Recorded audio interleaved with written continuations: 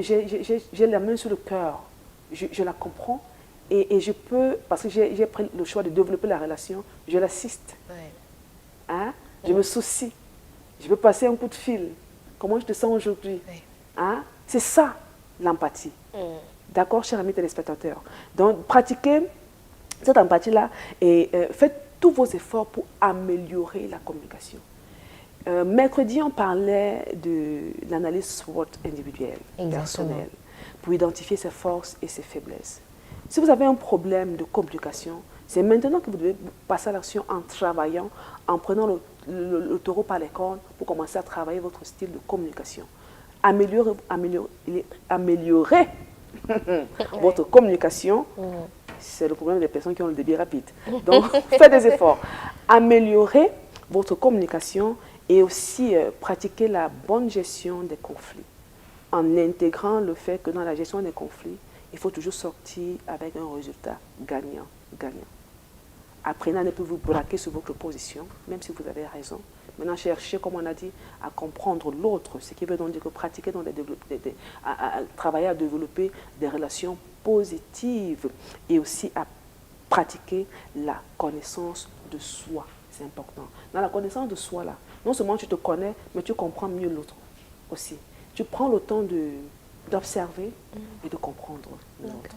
Donc, chers amis téléspectateurs, voilà en quelques mots ce qu'il faut faire. Donc, intégrer les compétences de l'intelligence relationnelle, passer à l'action, parce qu'il y a avantage à développer cette intelligence relationnelle au quotidien. Soyez dans l'empathie, améliorez votre communication, optez la bonne gestion des conflits, pratiquez le leadership efficace au quotidien, développez vos relations et soyez toujours à même de pouvoir comprendre les besoins et les motivations des autres. C'est important. Merci. Pour se développer au quotidien, pour développer cet aspect du développement personnel qui est le domaine des relations, en développant l'intelligence relationnelle. Et lundi, on parlera d'un autre thème qu'on va développer tout au long de la semaine. Merci beaucoup. Merci. Allez, c'est vrai qu'on s'est focalisé cette semaine sur le plan personnel aussi, l'analyse SWOT. Et donc, le plan personnel aussi à partir duquel on a un regard sur la société. Comment est-ce qu'on entretient ces relations avec la société là. Donc, très intéressant cette semaine. Comme elle a dit, la semaine encore, on va remettre découvert, mais avec des sujets encore plus intéressants. Voilà. Donc, merci Annie. Bon week-end. C'est moi.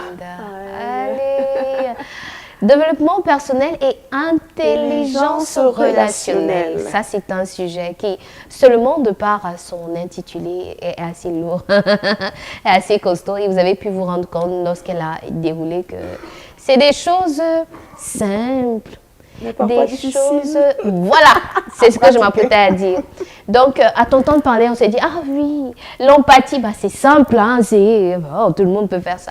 Sur la pratique, c'est quelque chose.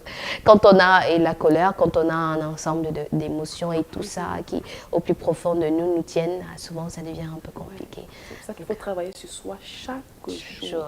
Chaque jour. Et les événements qui surgissent et on se rend compte, oh, j'ai basculé dans les émotions négatives, vous permet de pouvoir faire une introspection, comme on disait encore mercredi. L'introspection, c'est quelque chose de très important. En développement personnel, il dit, oh, comment était ma journée? Ah là là là là là là. J'ai gaffé à tel niveau, ok. Je me fais la promesse de rectifier le tir pour demain. D'accord. Allez, merci beaucoup. C'est moi, Christy. On va prendre le sport dans quelques instants, Eric Bill.